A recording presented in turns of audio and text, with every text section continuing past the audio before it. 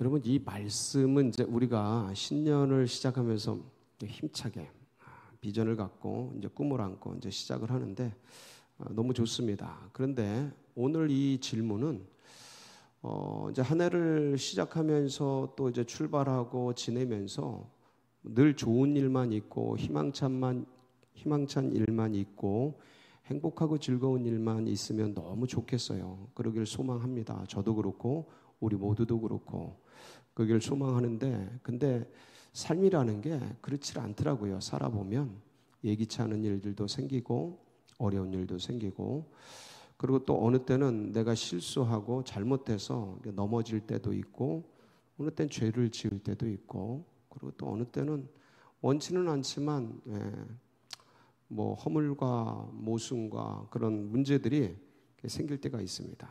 그럴 때는 큰 자책감이 오고 하나님 앞에 큰 죄가 되고 허물이 되고 하니까 민망하고 죄송하고 낙심이 되고 또 우울해지고 어느 때는 또 안 좋은 생각도 몰려오고 이제 그럴 수 있잖아요. 그럴 때 이 말씀을 꽉 붙잡으시면, 그러니까 이 질문을 떠올리시면 여러분에게 큰 힘이 될 겁니다. 이게 능력이에요. 그러니까 이런 말씀들이 우리 가슴 속에 있다라는 거. 성경에 좋은 말씀이 많다라는 건 다 아는데, 근데 어려울 때 이게 붙잡을 수 있는 말씀이 있다라는 거. 이게 큰 능력입니다. 말씀이 힘이거든요. 그래서 그러한 상황 가운데 부딪혔을 때, 좌절된 상황. 왜 어느 때는 내 잘못, 내 실수, 내 모순도 많잖아요. 내 안에 내가 너무 많아서 그러기를 원하지는 않지만 그렇게 되어지는, 넘어지고 쓰러지는 그런 게 많을 수 있는데, 그때 나의 연약함과 나의 모순과 나의 허물을 바라보면서, 그것 바라보면 사람이 넘어지고 쓰러지고 길이 없거든요. 길이 없어요. 그래서 이제 좌절하고 낭망하고 포기하고 그렇게 되는데, 그때 나의 모순과 연약함을 넘어서 주님께서 이 해주신 질문, 네가 나를 사랑하느냐? 시몬아, 네가 나를 사랑하느냐? 이건데, 봉수야, 네가 나를 사랑하느냐? 제 이름은 제가 불러도 이렇게 참 정겨워요. 예? 여러분의 이름을 이렇게 부르시면서, 그러면서 주님이 나를 부르시면서 질문하시는 그 내용들을 한번 떠올리시고, 그리고 제가 이제 같이 나눌 텐데 이 의미가 뭔지, 여기에 담겨 있는 뜻들이 어떤 것들인지를 이제 나눌 텐데, 굉장히 고마운 거죠. 감사한 거죠. 이렇게 해주신다는 게. 모순투성이고 실수투성인데, 어떤 면에서는 쇳덩어리인데, 이게 멋있어 보이고 예뻐 보이지만 다 쇳덩어리예요. 근데 그런 우리를 이렇게 끝까지, 이렇게 마지막까지 섬겨주시고 회복시켜주시고 세워주시고 하시는 그 주님의 그 사랑, 그러니까 그걸 하기 위해서 이 질문을 하시는 거거든요. 네가 나를 사랑하느냐? 그래서 이렇게 기억하시고 힘을 내시고 끝까지 믿음을 붙들고 달려가는 우리 모두가 되기를 축복합니다. 오늘 이 질문은 이제 너무 잘 알잖아요, 저희가. 근데 이 질문을 하게 되는 이 상황, 디베레 바닷가라고 나와 있는데, 이게 이제 갈릴리 호수죠. 이 갈릴리 호수에서 주님이 조반을 준비하고 제자들을 불러서 같이 밥을 먹으면서 가시는 세 번의 질문. 근데 요한의 아들 시몬아, 네가 나를 사랑하느냐? 처음에는 비교급을 쓰셔요. 네가 이 사람들보다 나를 더 사랑하느냐? 전부 의도된 질문이셔요. 전부 의도된 질문이셔요. 하나하나가 이 베드로를 세우고 그 다음에 뭔가 새로운 비전과 꿈을 주시려고, 그러니까 마음에 무너진, 왜 죄짓고 실수하면 사람이 이렇게 무너지지 않습니까? 근데 그거를 일으켜내시려는 주님의 기가 막힌 사랑과 은혜의 질문들이에요. 근데 이 내용을, 그러니까 네가 나를 사랑하느냐, 이 사람들보다 나를 더 사랑하느냐라고 물으실 때는, 그렇다면 뭔가 이게 어떤 사건이 있었겠지 않습니까? 그러니까 이 사건이 어떤 건지는 우리가 너무 다 잘 알죠. 어떤 겁니까? 예. 예수님께서 이제 최후의 만찬 자리에서 식사를 하다가 제자들에게 뜬금없는 얘기를 하십니다. 뜬금없는 얘기를 하시는데, 이 사람, 너희들 중에 한 사람이 나를 팔리라. 막 사람들이 막 당황하고 무슨 소리야.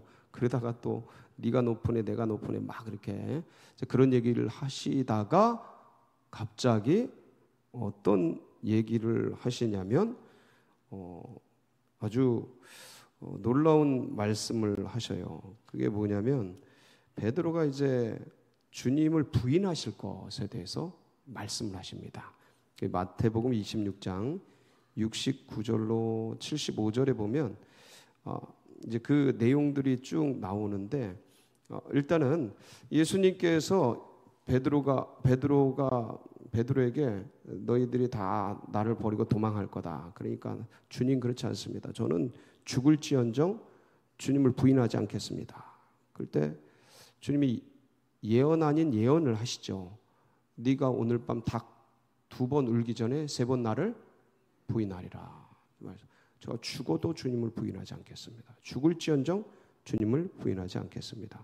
그러고 나서 이제 식사를 마치고 감람산으로 이동을 한다고요. 감람산으로 이동을 해서 그 겟세마네 기도를 막 하는데 가룟 유다가 이제 와서 이제 입맞춤으로 군호를 짜서 예수님을 이제 팔아 넘기는데, 그때 제자들이 다 도망갑니다.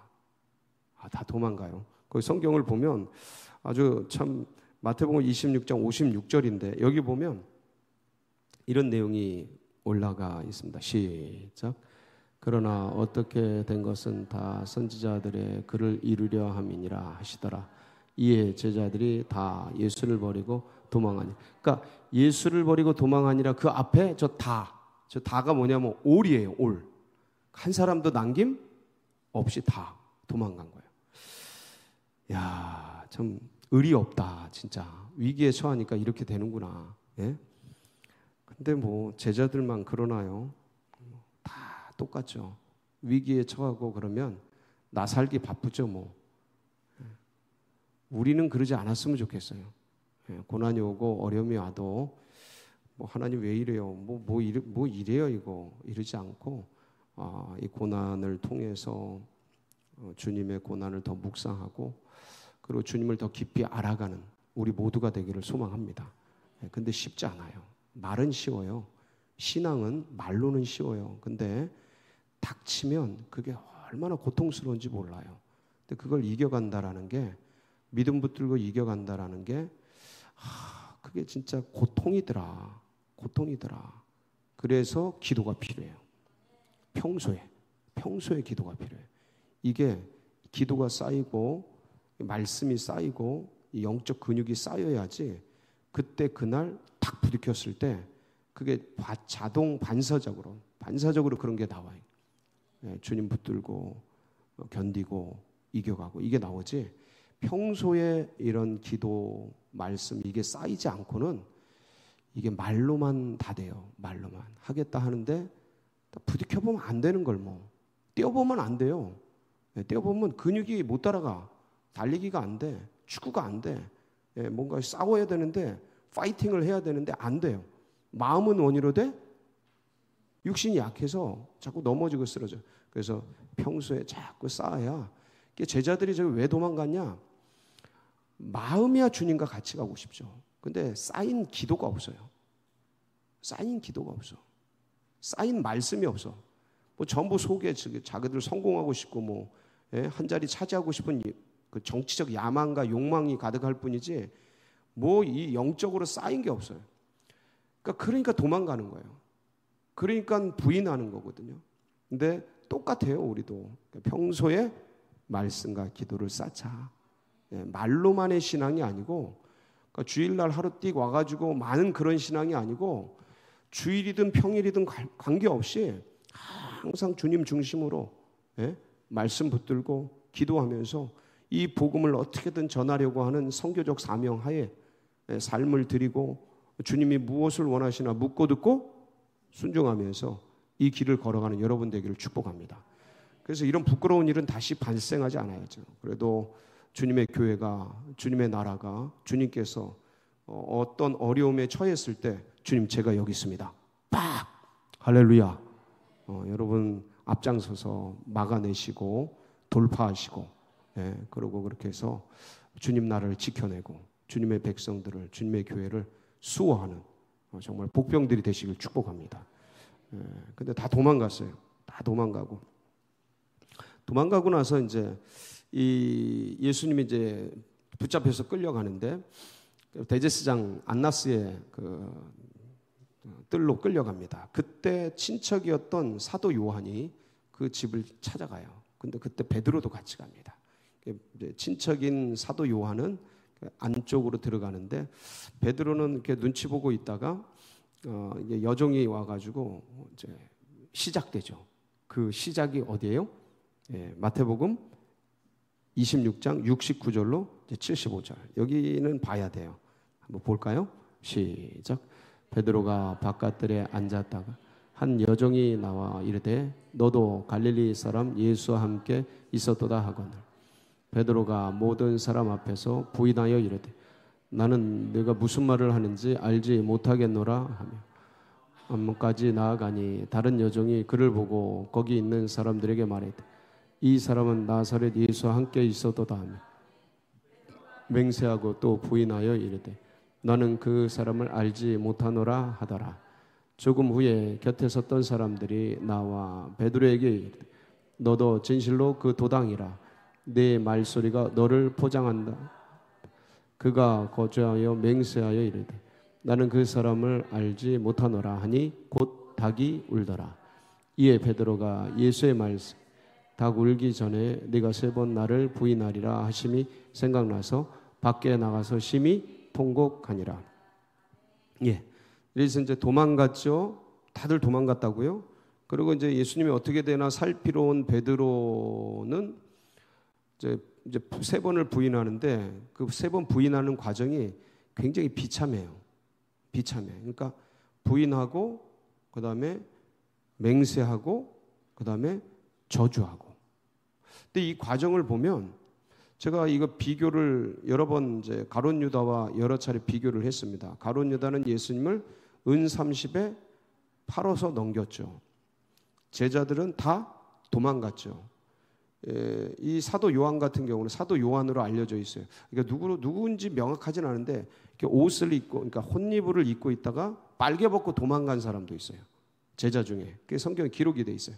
이제 아주 비참한 거죠. 모든 제자들이. 그런데 예수님 판 가룟 유다는 어떻게 했어요? 나중에 자살합니다. 자살해요. 그 어떤 자기의 자괴감이라고 그러죠. 자기가 한 짓을 자기가 견디지 못하고 자살해 버린 거죠. 그리고 제자들도 다 도망가가지고 부끄러움을 당했죠. 근데 거기다가 이제 이 베드로는 리더였잖아요. 12제자 중에 리더였어요. 수석 제자였죠. 근데 막 큰 소리치고 내가 절대 부인하지 않겠습니다. 제가 죽을지언정 주님 따르겠습니다. 제자들 앞에서 그랬는데 막내 앞에서 저주하고 맹세하고 부인하고 그 사람들 앞에서 공개적으로 내가 저 모른다. 내가 저 사람 모른다. 이렇게 한 거죠. 그러니까 제자들의 죄들은 사실 다 비슷비슷한데 누가 제일 커요? 죄가? 따져보면 베드로가 제일 커요. 베드로가 책임이 제일 많고 그리고 제일 사실은 무게가 있는 사람인데 제일 적극적으로 부인을 하는 거죠. 근데 이게 이제 문제가 되는 거예요. 이렇게 돼서 닭울음 소리 속에서 예수님의 말씀이 생각나서 눈물을 흘리면서 울게 되는데 근데 이 울음이 사실 어떤 건지는 이 울음을 통해서 이 베드로가 회개의 울음인지 아니면 자기의 자괴감의 울음인지 주님이 그것을 알고 계셨기 때문에 그 주님이 생각나서 그냥 눈물이 나는 건지 어떤 울음인지는 아무도 몰라요. 아무도 몰라요. 근데 중요한 건 베드로는 주님의 말씀이 생각나서 그 말씀 때문에 주님이 이 일이 일어날 것을 알고 계셨구나. 그것은 알게 됐어요. 주님이 이 일이 일어날 것을 알고 계셨구나. 그러고서 어떤 면에서는 그 말씀 한마디가 베드로를 지킨 거예요. 왜냐하면 이쯤 되면 어떻게 하겠어요? 가룟 유다 자살했잖아요. 이쯤 되면 베드로도 수치심을 견디지 못하고 극단적 선택을 할 수 있겠습니까? 없겠습니까? 할 수 있어요. 그렇게 무너져 있는 거죠. 깨져 있는 거예요. 근데 주님이 이걸 알고 계셨구나. 그래서 날 밀가부르듯이 사탄이 너를 그렇게 하지만 내가 너를 위해 기도한다. 회복된 후에 주님께서 맡겨주신 길을 걸어가라. 뭐 이런 말씀을 하셨던 것을 생각한 거예요. 그러니까 어떤 면에서는 죽질 못한 거죠. 그러니까 말씀이 살린다니까요. 가룟 유다는 그 말씀이 없었어요. 그냥 후회가 되고 괴로움이 되고 자괴감이 된 거죠. 스스로 그냥 감정 속에 빠져서 에잇하고 이제 나무에 목을 걸고 자살을 했는데 사실은 제가 보기에는 심리 상태는 베드로도 똑같아요. 내가 이런 짓을 하다니, 내가 저주하고 부인하고 맹세하고 이러다니, 그러면서 막 괴로워해가지고, 그러면서 이제 극단적 선택을 할 만한 그런 멘붕 상황이었을 텐데 다구름 소리 속에서 예수님의 말씀이 생각나서 주님이 알고 계셨고 그리고 주님이 네가 돌이킨 후에 그러면서 나를 다시 돌이키기를 기도하고 계셨구나. 이제 이런 말씀들이 생각나서 뭐 하지 못한 거예요? 죽지 못한 거예요. 그러니까 죽지 못하고 사는 거죠. 그러니까 이게 목숨은 건졌지만 심리 상태는 어때요? 완전 무너진 거죠. 완전 무너진 거죠. 미안함을 넘어서 이거는 이거 수치스럽고 막 이제 그런 상황 속에서 아니 다른 제자들을 같이 볼 면목이 있겠어요, 없겠어요? 면목 없죠. 무슨 낯으로 봐요. 자기가 리더야. 근데 리더 행세할 수 있겠습니까? 어떻게 리더 행세를 해요? 자기가 따르는 예수님은 죽었고 자기들은 다 도망갔는데 그 중에서 자신은 더 많이 비참하게 이렇게 했으니까 무슨 리더십이 있습니까? 잘못을 제일 많이 했는데 아무 말 하지 못하지. 아무것도 내세울 게 없어요. 이제 이 상황이 배경이에요. 이 상황이 배경인데 그래서 이제 이들이 갈릴리로 낙향을 합니다. 갈릴리에서 주님을 만나자고 하셨으니까 갈릴리로 내려가서 뭐 주님이 이제 안 보이시는 거예요. 그래가지고 야 우리 고기나 잡으러 가자. 그러고 7명의 제자들이 이제 고기를 잡으러 쭉 나왔던 거예요. 근데 그날 밤 고기를 잡았는데 주님 처음 만나던 날처럼 고기를 한 마리도 못 잡아요. 배 오른편에 던져라. 그랬더니 그냥 153마리 그 모나미 볼펜에 써 있는 그 유명한 일화 이야기. 153마리 큰 물고기가 153마리가 잡혀가지고 깜짝 놀래가서 사도 요한이 주님이시다 그래가지고 베드로가 그냥 겉옷을 입고 뛰어내려서 수영 쳐가지고 주님 앞에 오잖아요. 그러니까 아직 열정이 살아있는 거예요. 주님을 향한 열정이 베드로에게 살아있는 미안함과 죄송함이 있지만 주님을 향한 사랑과 열정이 있는 거죠. 그래서 이제 팍 와가지고 이제 그래가지고 주님이 기다리시면서 딱 조반을 차려놓고 횃불을 이게 기가 막혀요. 갈릴리의 그 물안개가 피어오르는 새벽녘 아침 약간 어두침침하지만 빛이 들어오는 그때 횃불을 딱 피워놓고 불을 피워가지고 조반을 지어서 같이 먹는 그 캠핑장에 제자들이 쭉 모인 거죠.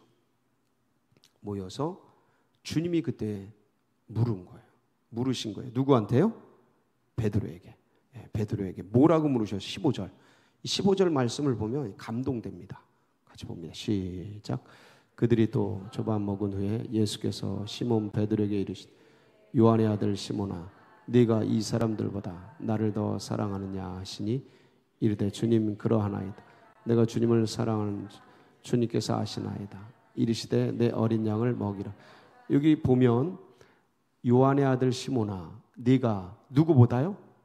이 사람들보다 나를 더 사랑하느냐 이렇게 물으셨잖아요. 이렇게 물으신 이유는 아니 그냥 그 다음 질문을 보면요 뭐라고 되어 있냐면 그냥 요한의 아들 시몬아 네가 나를 사랑하느냐 이렇게 되어 있어요. 16절 17절도 그냥 요한의 아들 시몬아 네가 나를 사랑하느냐 이렇게 되어 있어요. 자 그럼 처음에 네가 이 사람들보다 나를 더 사랑하느냐 라고 물으신 이유는 뭘까요?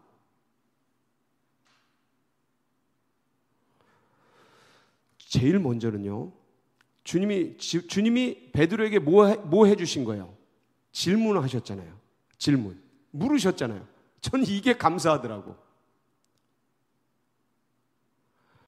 너도 알고 나도 알아요. 내가 잘못하고 내가 실수했어. 무슨 문제가 생겼어. 둘 사이에 뭐 여러 사이에 어떤 공동체와 나 사이에 문제가 생겼어. 근데 내가 뭔 잘못을 했어. 실수를 했어. 근데 내가 잘못했지만 내 입으로 지금 말을 하고 싶어도 하질 못하고 있는 상황인데 저쪽에서 야, 너 그때 왜 그랬어? 하고 물어주는 거 그거 뭡니까? 큰 배려죠. 이해가 되시죠? 그러니까 주님이 지금 뭐 하고 계시냐면 말할 수 있는 기회를 주시는 거예요. 누구에게요? 베드로에게. 말할 수 있는 기회라는 것은 다른 말로 하면 고백할 수 있는 자리를 마련해 주신 거예요. 어디 사이에서요? 제자들 사이에서. 공개적으로 말할 수 있는 기회를 주시는 거예요. 그러니까 서로 잘못한 거 다 알아요. 그리고 서로 지금 민망해. 그리고 건들지를 못해. 그게 어떤 큰 상처와 아픔이기 때문에 그 건들지를 못하고 그걸 다루지를 못해. 아무도. 문제인 건 아는데 해결해야 되는 건 아는데 아무도 못 건드려요. 건들 수 있는 사람이 없어. 근데 주님께서 자리를 딱 마련해서 요한의 아들 시몬아 네가 이 사람들보다 나를 더 사랑하느냐 하고 물어주신 거죠. 그러니까 고백의 기회를 주시고 변명의 자리를 마련해 주신 거예요. 전 이것 자체가 너무 고맙더라고요. 벙어리 냉가슴 앓듯이 하소연할 때도 없고 참 내가 그때 왜 그랬는지 내가 왜 그럴 수밖에 없었는지 나는 그렇게 하고 싶지 않았지만 어쩔 수 없이 그렇게 된 그 상황 내가 해놓고 민망한 그런 일들이 있어요 없어요? 살아보세요. 왜 없나? 인간이 다 똑같아요. 다 비슷해요. 나는 원치는 않지만 그렇게 되어진 일들이 참 많아요. 예. 그러니까 근데 그러한 것에 대해서 좀 얘기를 하고 변명을 하고 고백을 하고 나누고 싶은데 뭐 서로 다 상처 입어가지고 뭐 그런 자리를 갖겠습니까? 근데 여러분 이 자리에서 누가 제일 상처 많이 입으셨어요? 예수님이잖아요. 그렇죠? 저주하고 맹세하고 그 아픔이 다 누구에게로 가는 거예요? 예수님께로 가는 거예요. 다 상처 있고 온갖 고통당하고 아픔을 다 당하신 그 주님이 너 이모 새끼 일로 와. 그때 너 일로 와 이 새끼야. 내가 다 알아 이 새끼야. 너 그때 아우 저 이래도 시원찮으신데 지금 뭐 하시는 거예요? 자기를 저주하고 자기를 맹세하며 부인한 그 자식 그 마음 아픈 거 그렇게 욕해놓고 마음 아파하는 그 제자의 마음을 살려주려고 왜 우리들도 죄 짓고 넘어지고 막 그럴 때 괜히 민망하고 죄송하고 그래서 어느 때는 제가 그래서 교회를 안 간 적은 없는데 뭐 교회도 가고 싶지 않고 막 괜히 자괴감이 생겨가지고 그냥 괜히 자기가 잘못해놓고 주님 볼 면목이 없어서 막 그러는 경우가 있습니까? 없습니까? 있어요.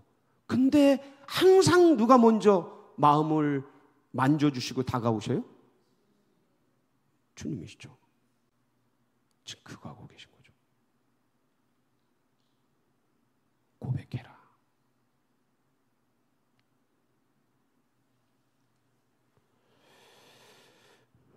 자리를 마련해 주시고, 그리고 이 자리를 통해서 공개적인 고백이잖아요. 왜 공개적으로 하셨을까요?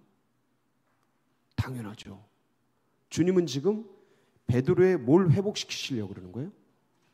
사도권을 회복시키시려고 그러는 거예요. 사도권을. 왜냐하면 지금 다 무너졌잖아요. 여러분이 여기서 결정적인 실수 한번 해보세요. 우리끼리라도 리더 세워놓고 지도자 세워놨는데 결정적인 실수 한번 해보세요. 그러면 그 다음부터 무슨 말이 먹힙니까? 무슨 지도력이 맥힙니까? 니나 잘해 이러죠. 속으로. 니나 잘 팔짝 딱 끼고 아이고 이러죠. 누가 말을 들어요? 아무도 말을 안 들어요. 그러니까 지금 제일 큰 죄를 진 게 베드로야.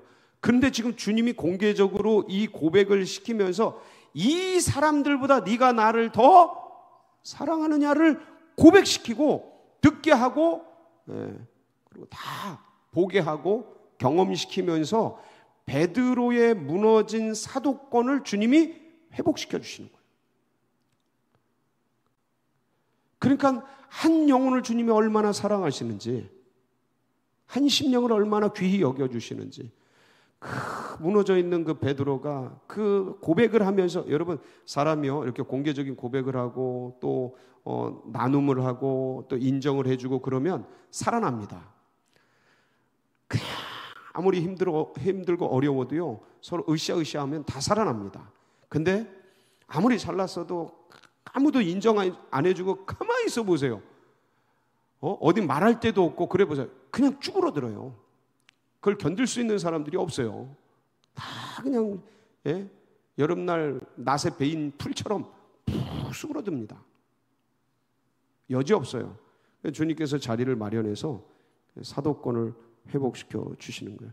그러니까 얼마나 그 깊은 사랑이 감사해요. 그러니까 사도권을 회복시켜 주시고 그 뭔가 일할 수 있는 자리를 인정해 주시고 그러면서 사면해 주시고 복권해 주시는 질문이에요. 이게 네가 나를 사랑하느냐. 사면 복권의 질문이다. 그래서 우리 요한복음 13장 1절 보면 거기 보면 주님께서 이 제자들을 어떻게 사랑하셨는지가 나옵니다. 한번 보실까요? 요한복음 13장 1절. 거기 시작.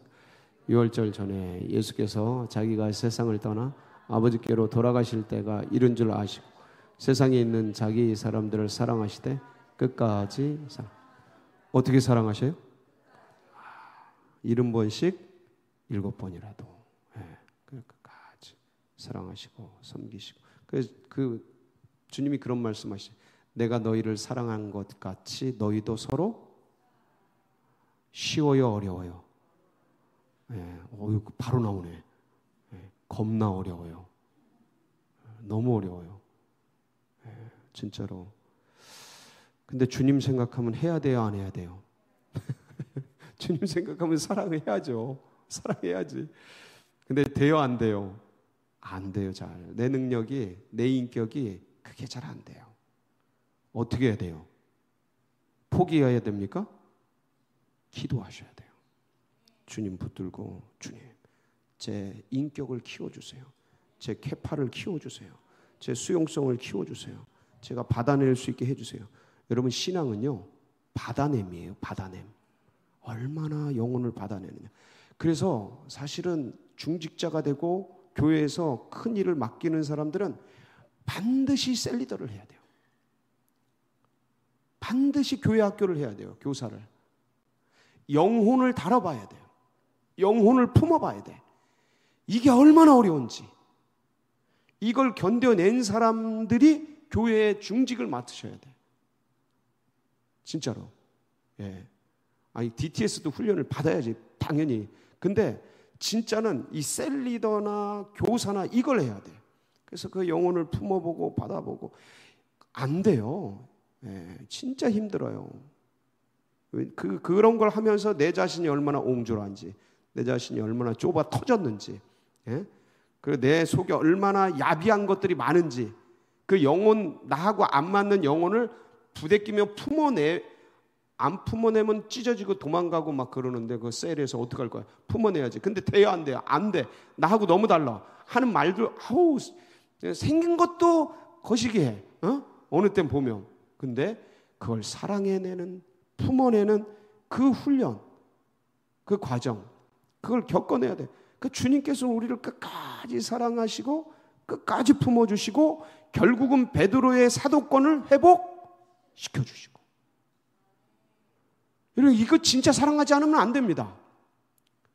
그 새끼 그거 나를 무시한 그거 확 그냥 확 없애버리고 이때 짓밟아 버려야지. 이런 생각 나지. 어떻게 그렇게 힘들게 나를 어렵게 하고 괴롭힌 그 영혼을 다시 일하도록 기회를 줍니까? 어디서 그래요? 어디서?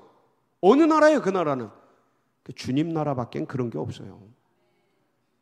그러니까 주님이 우리에게 그런 기회를 평생 주셨죠. 솔직히 말하세요. 평생. 맞죠?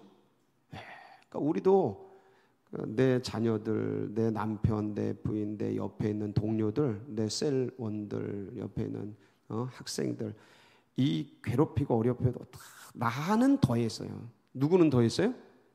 나는 더했어요. 누구에게? 주님께. 저는 그 생각으로 가족을 품었어요. 나는 더했다. 나는 더했다. 나는 더했다. 그래서 이 믿음의 길을 가는 겁니다. 주님이 먼저 해주셨기 때문에. 아멘. 이게 너무 아름다운 질문. 마지막은 이 네가 나를 사랑하느냐는 질문은 사명을 회복시키는 질문이셔요. 요한의 아들 시몬아, 네가 이 사람들보다 나를 더 사랑하느냐? 예, 주님, 제가 주님을 사랑하신 줄 주님이 아시나이다. 내 어린 양을 먹여라. 그 다음에 요한의 아들 시몬아, 네가 나를 사랑하느냐? 예, 내가 주님을 사랑하신 줄 주님이 아시나이다. 내 양을 쳐라. 요한의 아들 시몬아, 네가 나를 사랑하느냐? 주님, 제가 주님 사랑하시는 줄 주님이 아시나이다. 그러면서 내 양을 먹여라. 뭐예요 이거? 내 어린 양을 먹여라. 내 양을 쳐라. 내 양을 먹여라. 뭡니까? 사명 회복이죠. 다시 사명을 일으켜 주시는 거죠. 뭘 맡기시는 거예요? 내 어린 양을 맡기고, 내 양을 맡기고, 주님의 교회를 맡기고, 주님의 영혼을 맡겨주시는 거죠. 다시 일으켜 주시는, 다시 회복시켜 주시고. 이게 이 질문이 무너진 영혼을 일으키는, 몇 번 했어요? 3번. 왜 3번 했죠? 3번 부인했는데 그 3번 부인한 것을 그대로 사랑 고백으로 치유해 주시는 거예요. 저는 이거를 보면서 야, 이렇게까지 하신다고? 이렇게까지 완벽하게? 이렇게까지 치밀하게? 누구 하나 살리려고요? 죄인 하나 살리려고. 누가 잘못했는데? 지가 잘못했는데. 근데 그 영혼을 주님이 살려내시려고 이 기가 막힌 캠파이어 속에서 주님이 그 영혼을 쫙 살려내서 결국은 이 베드로가 어떻게 됩니까? 위대한 하나님의 사람이 되죠. 초대교회를 일으키는 하나님의 사람이 되죠. 누가 초대교회를 일으켜요? 베드로가 일으키잖아요. 설교 한 번에 몇 명? 3,000명. 설교 한 번에 몇 명? 5,000명. 누가 예루살렘 교회를 일으킵니까? 베드로가 일으켜요. 기적과 이적을 누가 행합니까? 베드로가 행해요. 120문도의 지도자가 누구였어요? 베드로예요. 이때 주님이 회복시키셔서 그 한 회복된 한 영혼이 하나님의 교회를 일으켜요. 사랑하는 성도 여러분, 이제 2024년 달려갈 때 혹시 넘어지고 쓰러지고 혹시 자괴감이 들고 괴롭고 어려운 상황이 던져질 때 여러분 이 질문을 꼭 기억하시기 바랍니다. 아들아 딸아 네가 나를 사랑하느냐. 이 말씀 속에 우리를 회복시키는 주님의 말씀을 꼭 붙들고 2024년 한 해 승리하는 복된 역사가 있으시길 축복합니다. 같이 기도하시겠습니다. 참 이거 묵상하면 진짜 눈물 나요. 눈물 나. 저는 지금 말씀을 나누면서도 가슴이 먹먹해요. 감사해서. 왜냐면 저를 이렇게 키워오셨거든. 우리를 이렇게 키워왔잖아요. 너무 감사해요. 너무 감사하고. 그래서 받기만 했는데 어떻게든 나누고 전하고 옆에 있는 영혼들에게 흘려보내고 하는 우리가 되기를 소망하면서 주님 이 사랑 이 은혜 우리 2024년 꼭 붙들고 나아갈 수 있는 우리 모두가 되게 하여 주옵소서. 그리고 하나님 환우들 고난받는 분들 하나님 우리 서울제일교회 둔촌동 시대 활짝 열어주시고 하나님 특별 새벽기도 가운데 영혼이 치료되고 회복되는 초심이 회복되는 첫사랑이 회복되는 은혜를 베풀어 주 사모하면서 우리 주여 부르짖고 기도하며 나갑니다. 부르짖습니다. 주여 주여 주여